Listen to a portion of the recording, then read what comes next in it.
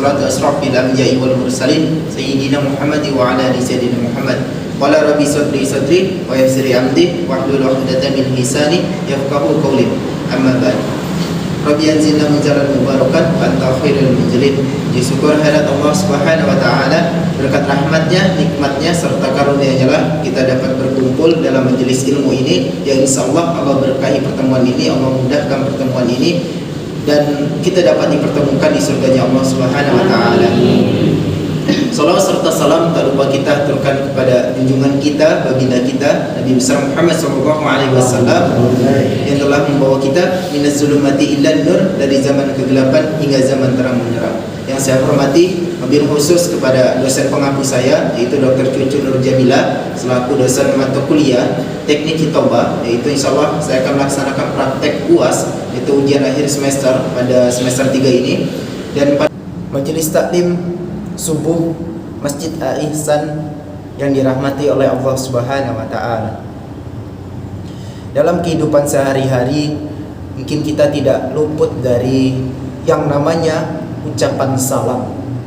Ucapan salam itu biasa kita lakukan di kehidupan kita sehari-hari. Misalnya kita berjalan dan kita menyapa sesama umat Islam, yaitu dengan ucapan salam. Mungkin Bapak Ibu yang dirahmati oleh Allah Subhanahu wa taala itu menghiraukan yang namanya salam. Namun salam dalam hal ini itu merupakan amalan-amalan kecil yang harus kita lakukan sebagai umat Islam. Dan selanjutnya mungkin Bapak Ibu sering menghidangkan makanan. Menghidangkan makanan itu kepada kerabatnya, kepada saudaranya, kepada teman semasa kecilnya. Itu sebuah amalan-amalan yang merupakan amalan yang harus kita lakukan, atau kebiasaannya sering kita lakukan. Itu sebuah amalan yang kecil namun pahalanya itu besar. Majelis taklim subuh yang dirahmati Allah Subhanahu wa taala, pada kesempatan hari ini, pada subuh hari ini, saya akan membahas mengenai amalan ringan amalan ringan untuk menuju surganya Allah Subhanahu wa taala.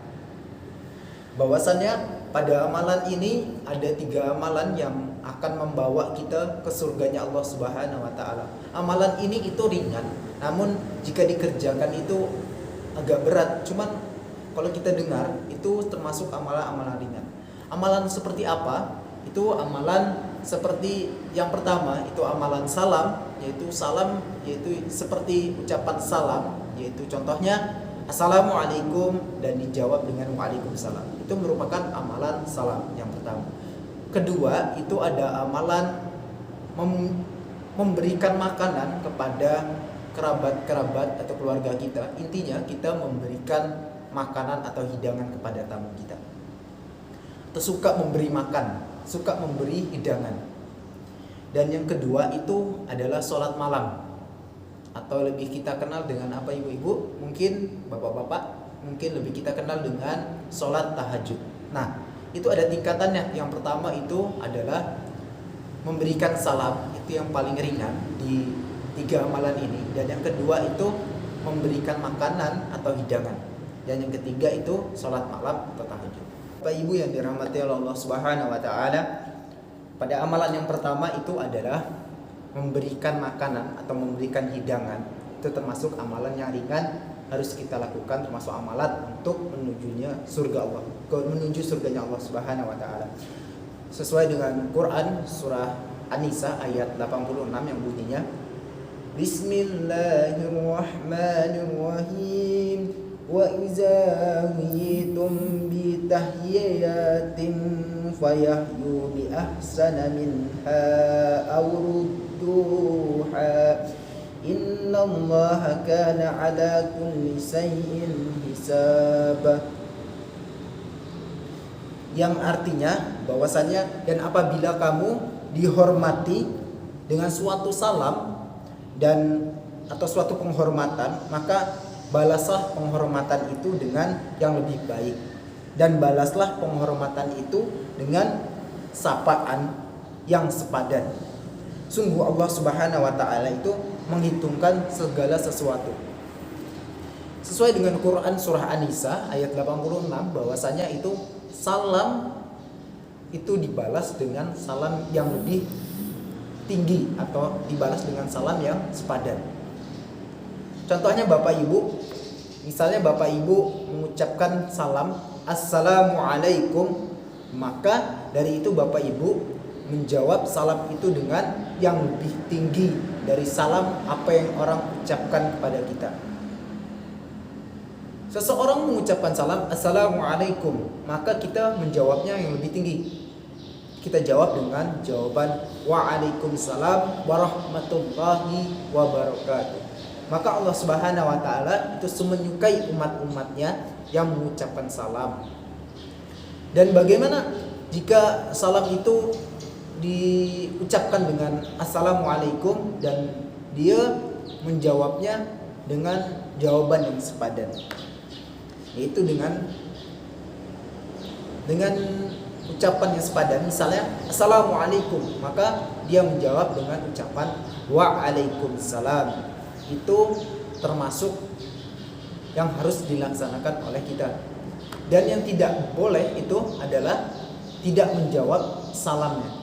Maka dalam ceritanya, waktu itu saya pergi mengantarkan beras ke pondok-pondok dan ada kawan saya di mobil di samping saya, dia sering mengucapkan salam kepada orang yang berada dalam perjalanan.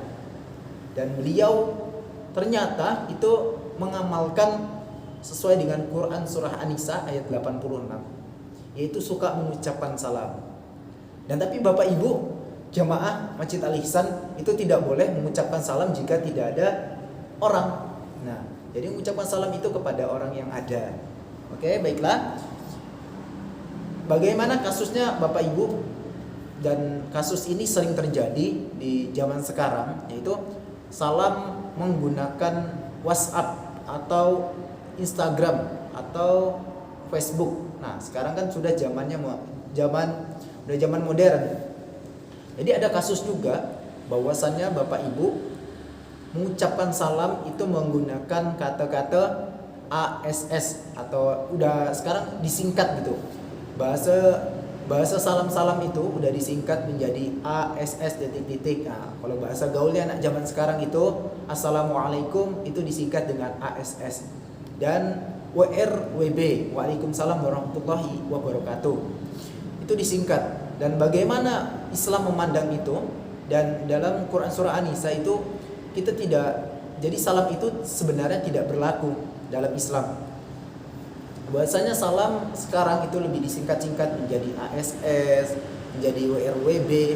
Itu salam yang tidak ada dalam Al-Quran. Itu salam-salam seperti ASS titik-titik, WRWB titik-titik. Nah, tugas kita sekarang Bapak Ibu yang dirahmati oleh Allah Subhanahu wa taala, bahwasanya kita harus mengucapkan salam itu lebih lengkap dari apa yang kerabat kita ucapkan atau saudara kita ucapkan. Salam online WhatsApp itu seperti ASS, WRWB itu sebaiknya kita ganti dengan ucapan-ucapan yang lebih baik. Lalu bagaimana amalan-amalan kita ketika kita masuk ke rumah saudara kita atau ke rumah teman kita atau ke rumah teman-teman bapak-bapak dan ibu-ibu? Amalan seperti apa yang harus kita lakukan saat kita masuk ke rumah orang? Nah, pada kesempatan hari ini Bapak Ibu dan dirahmati oleh Allah Subhanahu wa taala, bahwasanya sesuai dengan Quran surah An-Nur ayat 27, yaitu ada amalan-amalan yang harus kita lakukan saat kita masuk ke dalam rumah seseorang. Dalam Quran surah An-Nur ayat 27 yang artinya yaitu, wahai orang-orang yang beriman, janganlah kamu memasuki rumah seseorang yang bukan rumahmu sebelum meminta izin dan memberi salam kepada penghuninya. Demikian itu lebih baik bagimu agar kamu selalu ingat. Nah, dalam Quran surah An-Nur ayat 27 ini bahwasanya kita jika ingin masuk ke rumah seseorang itu harus diucapkan salam terlebih dahulu sebelum masuk. Dalam Quran ini dijelaskan bahwasannya jika kita ingin masuk ke rumah seseorang itu kita sebelumnya harus mengucapkan salam terlebih dahulu. Nah, kenapa kita harus melakukan salam itu? Karena salam itu wajib dilakukan, wajib diucapkan sebelum kita memasuki rumah. Misalnya Bapak Ibu ingin janjian dan pergi ke rumah seseorang, itu dengan adab-adab yang harus kita lakukan. Yang pertama yaitu kita sebelum masuk harus mengetuk pintu terlebih dahulu. Itu sebuah kewajiban, adab yang harus kita lakukan. Nah, setelah itu kita harus mengetok pintu itu terlebih dahulu dan mengucapkan salam terlebih dahulu. Dan kejadiannya yaitu pada kejadian kenyataannya yaitu biasanya seseorang itu masuk ke rumah itu tanpa Masjid Al-Ihsan, Bapak Ibu yang dirahmati Allah Subhanahu wa taala, bahwasanya tadi kita bahas pada kenyataannya itu seseorang ingin masuk rumah biasanya karena sudah kebiasaan pada temannya, pada kerabatnya, pada saudaranya, dia langsung masuk ke dalam rumah tersebut. Dan dalam Islam diajarkan bahwasannya sebelum masuk rumah itu harus mengucapkan salam. Yang pertama kita harus mengucapkan salam terlebih dahulu. Yang kedua kita menunggu jawaban salam itu dari pemilik rumah itu. Dan setelah menunggu jawaban salam itu kita harus tunggu diizinkan untuk masuk ke rumah, maka kita baru masuk. Dan bagaimana dalam kisahnya, dalam kehidupan sehari-hari kita yang saya alami atau mungkin ibu-ibu alami, bapak-bapak alami pada kehidupan sehari-hari, bahwasannya kita harus menjaga adab-adab kita dalam bertamu. Kita harus menunggu jawaban salam itu terlebih dahulu, dan pada kenyataannya kita harus menjaga. Kita tidak tahu dalam rumah itu ada anak kita, dalam rumah itu ada istri kita, di dalam rumah itu ada kerabat-kerabat kita, ada sepupu kita, yang misalnya dalam rumah itu harus ada yang harus kita jaga, harus kita hormati juga. Dalam rumah itu misalnya ada seorang gadis atau ada seorang anak perempuan bapak ibu yang tidak memakai hijab, mungkin bapak ibu atau istrinya yang tidak memakai hijab, dan itu maka dari itu kita harus menggunakan adab-adab kita dalam bertamu. Mengucapkan salam terlebih dahulu, dan setelah mengucapkan salam jika sudah dijawab waalaikumsalam oleh penerima tamu, maka kita tidak boleh langsung nyelonong aja masuk ke dalam rumah itu. Dan tidak bisa semena-mena kita masuk dalam rumah itu, dan kita harus jaga orang-orang yang ada dalam rumah kita. Dan misalnya tadi anaknya tidak sedang memakai hijab dan anak kita sudah balik, sudah berumur 17 tahun misalnya, dan kita harus menjaga aurat dari anak-anak kita, dari istri-istri kita, harus menjaga adab itu. Dan kita sebagai tamu juga tidak boleh langsung masuk ke dalam rumah tersebut, karena kita harus menunggu dari si penerima tamu itu mempersilahkan kita masuk. Dan mungkin ibu-ibu sering bertamu kepada kerabatnya, kepada sahabat-sahabatnya, dan mungkin sudah kebiasaan mengucapkan salam langsung masuk aja ke dalam rumah. Dan itu sebenarnya kita harus menggunakan adab-adab ini. Jamaah Masjid Al-Ihsan yang dirahmati Allah Subhanahu wa taala. Lalu bagaimana adab seorang penerima tamu itu sendiri? Itu dalam Quran surah Az-Zariyat ayat 24 yang bunyinya Bismillahirrahmanirrahim. Hal ataka hadisu daifi Ibrahim al-mukramin. Yaitu hal ataka, yaitu sudahkah sampai kepadamu, hal ataka hadisu daifi Ibrahim al-mukramin, dan sudahkah sampai kepadamu Muhammad cerita tentang tamu Ibrahim, yaitu malaikat-malaikat yang dimuliakan.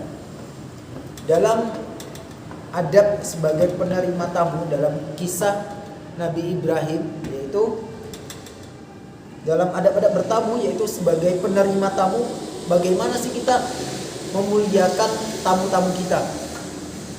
Dalam kisahnya Nabi Ibrahim itu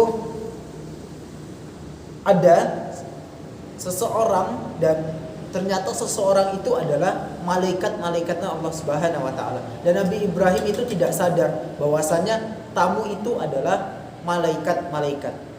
Dan karena sudah kebiasaan dari Nabi Ibrahim itu menghidangkan tamu-tamunya itu dengan hidangan yang istimewa dan hidangan yang dia punya, yaitu dalam kisahnya dalam Quran ini, Quran ayat 24, yaitu Quran surah Az-Zariyat, bahwasanya Nabi Ibrahim itu menghidangkan dan memuliakan tamunya dengan hidangan yang sebaik-baiknya.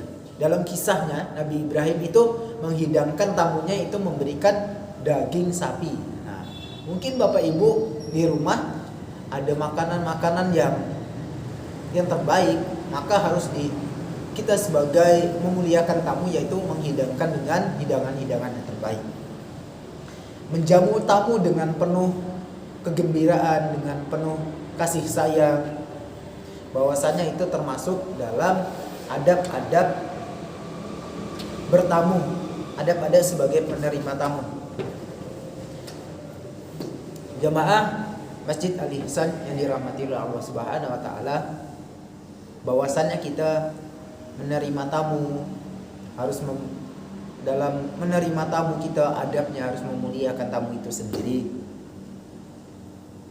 Nah, ada cerita juga biasa yang saya dengar, biasa ada cerita bahwasannya ada seseorang, dan kisahnya itu ada seorang ayah yang mempunyai kerabat atau teman dekatnya atau sahabat karibnya, dan diceritakan bahwasanya dalam cerita tersebut ada kawan atau kerabat dari ayah tersebut berkunjung ke rumahnya, yaitu dengan mengucapkan Assalamualaikum Assalamualaikum, misalnya Pak Selamat gitu ya, Assalamualaikum Pak Selamat. Nah, mungkin dalam rumah itu ada kisahnya bahwasanya dalam rumah itu ada bapaknya di dalam rumah, dan ternyata dia memberitahukan kepada anaknya, "Oh nak, itu ada kawan bapak tuh di luar," katanya.